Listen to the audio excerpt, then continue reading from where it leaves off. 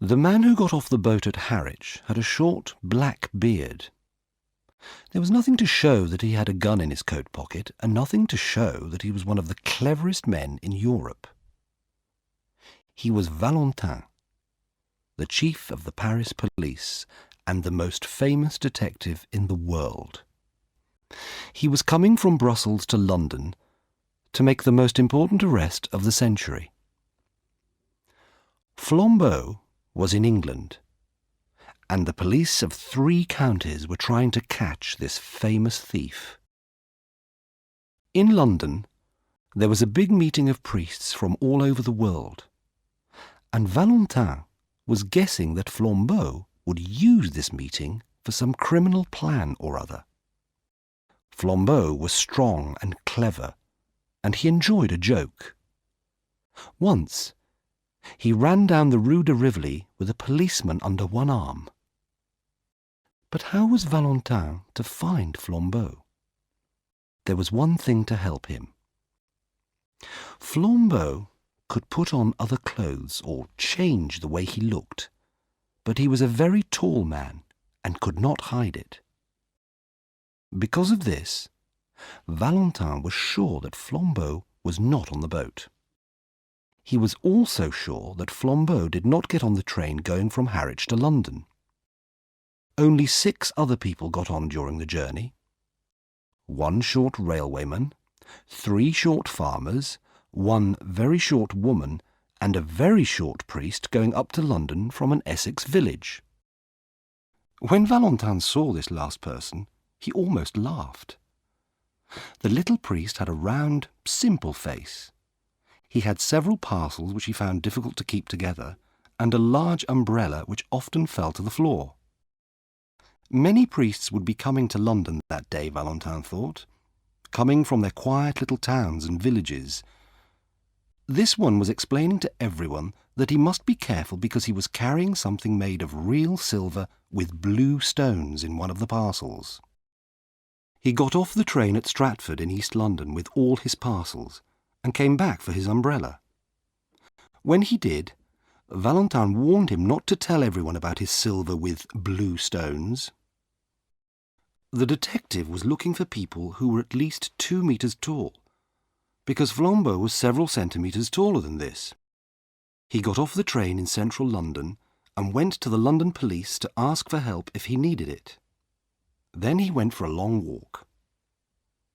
He stopped suddenly in a quiet square. On one side the buildings were higher than the rest, and there was a small restaurant between the tall houses. It stood high above the street, with steps going up to the front door. Valentin stood looking at it, smoking a cigarette. When he was looking for a criminal, if he had a clue, he followed it. If he had no clue at all, he followed his own feelings.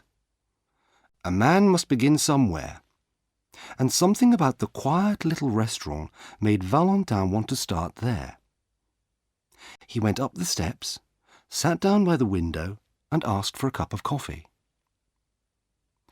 A few minutes later, Valentin was lifting the cup to his lips, but he put it down quickly. "I've put salt in it," he said, and he looked at the bowl of silvery powder. It was a sugar bowl. So why did they keep salt in it? There were 2 full salt cellars on his table. What was in them? He tasted it. It was sugar. He looked around. Except for 1 or 2 dark wet stains on the white wall, there was nothing at all strange in that place. Valentin called the waiter and asked him to taste the sugar. The waiter was half asleep, but he woke up when he tasted the sugar. "Do you play this joke on your customers every morning?" asked Valentin. The waiter did not know what to say. Then suddenly he said, "It was the 2 priests." "What 2 priests?" said Valentin. "The 2 priests who threw soup at the wall over there," replied the waiter. Valentin looked again at the dark wet stains. "The 2 of them came in and drank soup here very early this morning," the waiter explained. "They were both very quiet. One of them paid the bill and went out. The other took several more minutes to get his things together. Then he picked up his cup, which was only half empty, and threw it at the wall. I was in the back room, but I ran out to find the restaurant empty. I tried to catch them in the street, but they were too far away. They went round the corner into Carstairs Street. The detective jumped to his feet, put on his hat, and paid his bill. A moment later, he was outside. He walked round into the next street. Although he was excited and in a hurry, Valentin saw something in the front of a shop that made him stop. The shop sold fruit, and there were some oranges and some nuts at the front. They each had cards with writing on them. The card on the nuts said, "Best oranges, 2 for a penny." The card on the oranges said, "Best nuts, 4 pence for a bag." Valentin looked at the 2 cards. "I've seen this kind of joke before," he thought. He told the man in the shop about the cards. The man said nothing, but he put the cards in the right places. "Can I ask you a question?" said Valentin. "If 2 cards in a shop are in the wrong places, how are they like a priest's hat that has come to London for a holiday? Or, why do nuts that are said to be oranges make me think of 2 priests, one tall and the other short?" The man in the shop looked angry. "Are you a friend of theirs?" he said. "If you are, you can tell them that I'll bang their stupid heads together if they knock over my apples again." "Do they knock over your apples?" asked the detective. "One of them did," said the man. "Which way did they go?" asked Valentin. "Up that second road on the left-hand side, and then across the square," answered the man. "Thanks," said Valentin, and hurried away. On the other side of the second square, he found a policeman. "Have you seen 2 priests?" he asked. The policeman laughed. "I have, sir. One of them stood in the middle of the road, dropping parcels everywhere." "Which way did they go?" asked Valentin. "They went on one of those yellow buses over there," answered the policeman. "Those that go to Hampstead." Valentin told the policeman who he was, then said, "Call 2 of your men to come with me." In 2 minutes, an inspector and another detective arrived. "Well, sir," began the inspector, "how—" "I'll tell you at the top of that bus," said Valentin. When the 3 of them were sitting on the top seats, the inspector said, "A taxi is quicker." "True," said Valentin, "but we don't know where we're going. All we can do is look for some strange thing." "What kind of strange thing?" asked the inspector. "Any kind of strange thing," replied Valentin. The yellow bus went slowly up the road to the north of the city. The French detective became quiet. Lunchtime came and went, and the long roads seemed to go on forever. Valentin sat silently and watched everything that went by. The 2 other detectives were almost asleep when he suddenly shouted. They quickly followed Valentin off the bus without knowing why. "Over there," said Valentin. "The place with the broken window." He was looking at a restaurant. It had a large window with a hole in the middle of the glass. "How do we know that the window has anything to do with them?" asked the inspector. Valentin became angry.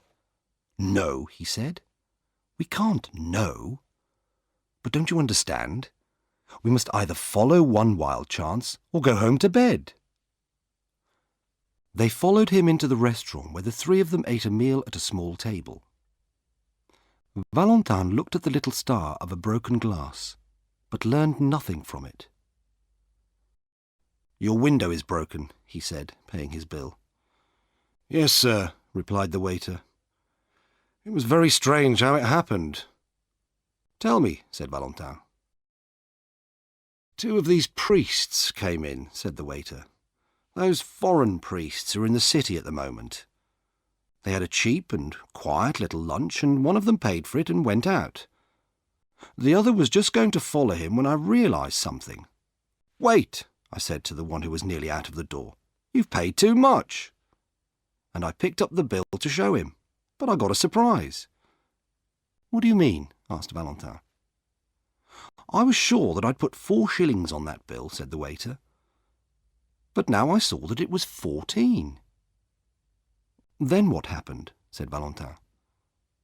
The priest at the door said, That will pay for the window. What window? I asked. The one that I'm going to break, he said. And he broke the window with his umbrella. I went after him, but I wasn't quick enough. They went up Bullock Street so fast I couldn't catch them. Bullock Street, said Valentin, and he ran up that road as quickly as the strange pair that he was following. Their journey took them through dark, narrow streets, and the inspector guessed that they would finally reach some part of Hampstead Heath. Suddenly, Valentin stopped in front of a small, brightly lit sweet shop. After a moment, he went inside and bought some chocolate. He began to ask the shopwoman a question, but she spoke first. She saw the inspector behind him and immediately said, If you're the police and you've come about that parcel, I've already sent it off. Parcel, repeated Valentin. I mean the parcel that the priest left, said the woman. Quickly, said Valentin. Tell us what happened. They came in half an hour ago, said the woman. They bought some sweets and then went off towards the heath. Then one ran back into the shop and said, Did I leave a parcel? I looked around but couldn't see one. He said, Never mind. But if you do find it, please send it to this address. He left the address and a shilling for me. But after he went, I looked again and found that there was a parcel. So I posted it. I can't remember the address now, but it was somewhere in Westminster. Is Hampstead Heath near here? Asked Valentin. Straight on for 15 minutes, said the woman. Valentin hurried out and began to run. The others followed him. The street they went through was full of evening shadows. Then they were out on the open heath, and Valentin saw the 2 black shapes that he was looking for. They were a long way away, but Valentin saw that one was smaller than the other, and that the bigger man was over 2 meters tall. He hurried on. As he got closer, he saw something surprising, but something which he had already guessed. The small man was the priest from the Harwich train, the one who had talked about his parcels. Earlier that day, Valentin had discovered that a Father Brown from Essex was bringing a very old silver cross with valuable blue jewels to show to some of the foreign priests who were meeting in London. Valentin was sure that if he was able to find out about this, then Flambeau was able to find out too. He was also sure that Flambeau planned to steal the cross. And it was not surprising that Flambeau, looking and talking like a priest, had been able to make the simple little man come to Hampstead Heath. What Valentin could not understand were the strange clues that had brought him there too. Soup on a wall, nuts called oranges, and broken windows. The detectives followed the 2 across the wilder part of the heath, then lost them for a few minutes. When they saw them again, the 2 priests were sitting on a seat, having a serious conversation. Valentin and his friends hid behind a tree and listened to them talking. It was then that Valentin began to wonder if he was right. The 2 men on the seat were talking calmly about the ideas of their church. Valentin could almost hear the other 2 detectives laughing at him. They had come all this way only to listen to the talk of 2 gentle old priests. Father Brown was speaking. Look at the stars, like jewels in the sky. But even in those other worlds there must be some laws of reason and goodness. Valentin was about to move away, but the words of the tall priest stopped him. Who can understand the mystery of the stars? Then he added calmly, Just give me the silver cross, will you? We're all alone here, and I could pull you to pieces easily. The small priest did not move. He continued to look up at the stars. Perhaps he had not understood, or perhaps he was too afraid to move. Yes, said the tall priest in the same low voice. "I am Flambeau. Now give me that cross." "No," replied the other priest.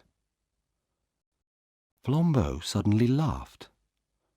"No, you won't give it to me, you simple little priest," he said, "because I already have it in my pocket." The small man looked at him. "Are you sure?"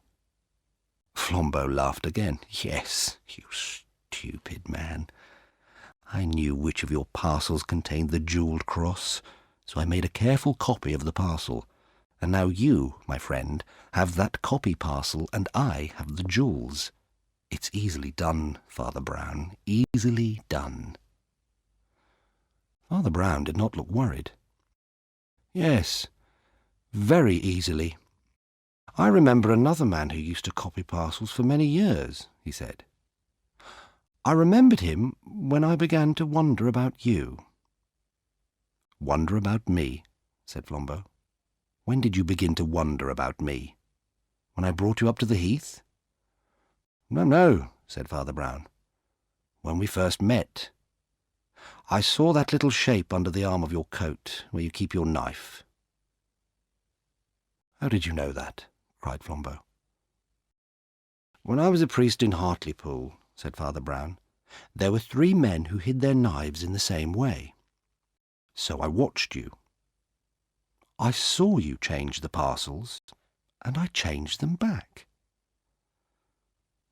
Then I left the right one behind." "Left it behind," repeated Flambeau. "I went back to the sweet shop," explained Father Brown, "and asked the woman if she saw me leave a parcel. Then I gave her an address if it was found. I knew I hadn't left a parcel. But when I went away again, I did leave one. She has posted it to a friend of mine in Westminster," he went on sadly. "I learnt that from a man in Hartlepool too. He did it with handbags which he stole at railway stations. But he's a good man now. People tell priests things, you see." Flambeau pulled a parcel from his pocket and opened it. There was only paper and stones inside it. He jumped up angrily and shouted, "I don't believe you. You've got the silver cross on you, and I'm going to take it from you." "No," said Father Brown, and he stood up.